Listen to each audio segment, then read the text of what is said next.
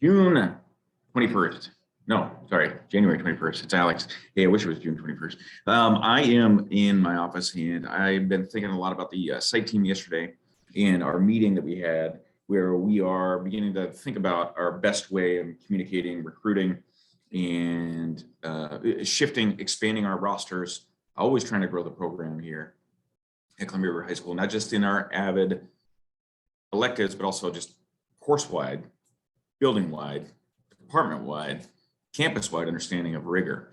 A couple of conversations make connections for me. I've been sitting in different meetings. Not all of you get that information. Not all of you get that experience. And so what I have found in the AVID bank of resources is for you as a site team, something just to review. And so it's about an 11-minute video, but I'm going to splice to a couple spaces in this video and just encourage you to review it. Take what you think we need to take forward to the staff in the first or second week of February. I'm not sure if our meeting is going to be remote or if it's going to be in person, but I want to be prepared. And I think we have some opportunities with the skill building that we've done with our technical pieces and our semi-synchronous communication, asynchronous communication, that we can get the messages out.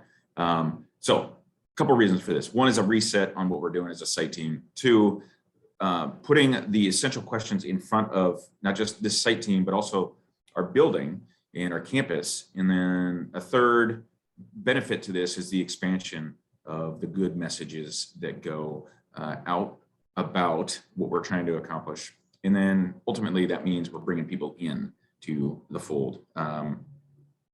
A quote that I'll start with before I press play here on the online training module is, rigor without support is a prescription for failure, and support without rigor is a tragic waste of potential. So there are a couple of prompts here in this video I'm going to share. And again, our conversation yesterday on January 20th was kind of the spark for me as I reflect on what we're doing. So sit back, relax, enjoy this video, and we will, but there's some technical pieces. One, I want you to review this, and again, we'll go back and see what we want to decide as a site team to share with the group. There is a band, and not a rock and roll band, a band, a black band that covers the bottom of the screen when I share, and I don't know how to fix that. I will work on that. I'm working on me, constant state of improvement, but here you go. We will identify some of the actions you can take as a member of the site team to ensure successful implementation of rigorous instruction for all students at your school. As we work through this module, keep this in mind. What do you need to do to expand rigorous instruction and AVID school-wide? What steps will you take? First, let's consider the term rigorous instruction. What does rigorous instruction mean? And how does instruction become rigorous? We can assume that instruction doesn't become rigorous by itself. It requires that a successful system be in place to create rigor. Let's look at one example of what it does and doesn't mean for instruction to be rigorous.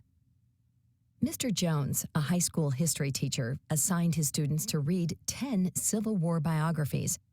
Working independently, each student was required to assign the historical figures in the texts character traits from a provided list of possible traits. Miss Smith, another high school history teacher, assigned her students to read 5 Civil War biographies. The students were required to form small groups and discuss what good character traits are, to identify the predominant character traits of the key historic figures, and to talk about how these traits affected their roles in the Civil War. In this example, Mr. Jones thought quantity demonstrated rigor, while Ms. Smith balanced quantity and quality. Rigor requires we consider the balance between the quality of instruction and the quantity of content.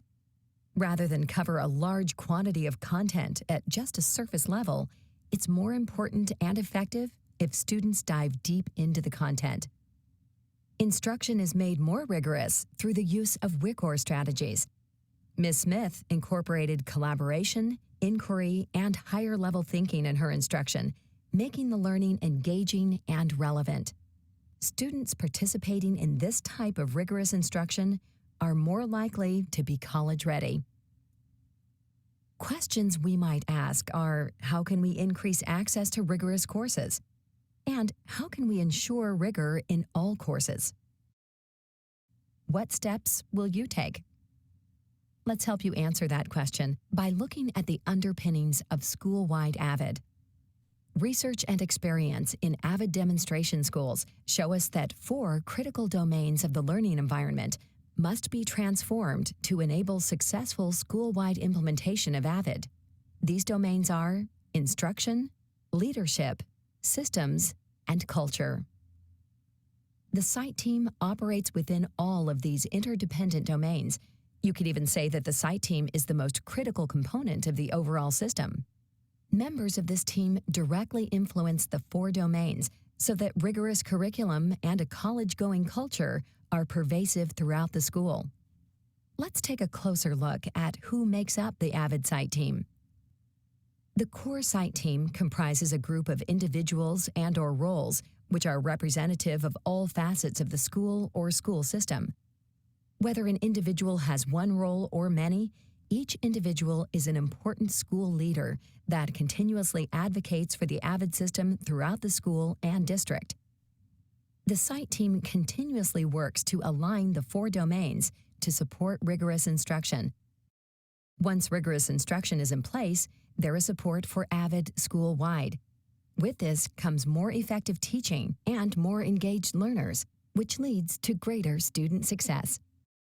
It is possible to make some progress toward rigorous instruction if you focus only on 1 or 2 of the domains. However, like a sturdy and useful table, the entire system works better if all 4 legs are in place and equally as strong. Each site team member holds all students to high expectations while ensuring there is ample support. The entire site team promotes and encourages the use of AVID methodologies, such as WICOR strategies, in all classrooms. The systems of the school environment are also critical to a successful school-wide implementation and to establishing rigorous instruction. The site team members influence systems by dedicating themselves to the AVID mission, by using data to select and place students, by thoughtfully and carefully growing the number of AVID classes, and by providing professional learning to introduce AVID.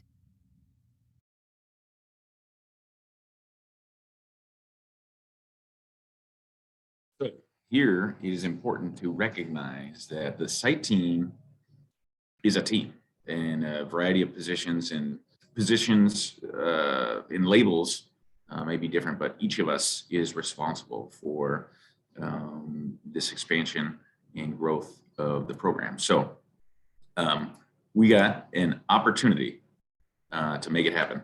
And the video goes on. I'm going to stop right there. And I think this would also be an appropriate place for our team to stop, pause, I should say, and allow for faculty to provide some feedback on students that would benefit. And I think it'd be important for our presentation for our team to remind our staff that the students statistically throughout the 30 plus years of research of our advancement via individual determination support system, those students that are typically at the high school are at 3.0, that are demonstrating some, what I would call flashes of brilliance, where they've demonstrated some leadership skills in a classroom, they've dedicated some, or demonstrated some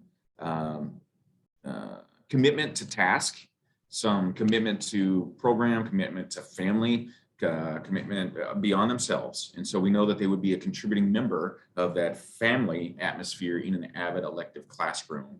And then the other pieces are just the statistically, again, nationwide, worldwide, when students are at or below the poverty level, when they are in homes where multiple adults are living, where not every individual in the dwelling has the college going experience, has not been a college university. So you look at the amount of degrees that are earned by a household, direct correlation to income. And you look at those types of factors. So we will get the information from the district as it consolidates that information about our current enrolled students in Vancouver.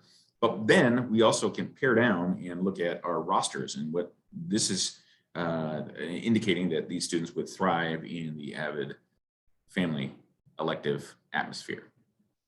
All right, but we also look at system-wide and what is our campus doing to support the leadership, instruction, culture, and then of course our system of support. So anyway, that is what I wanted you to review, take a look at, and see yourself in this process. I know you all do.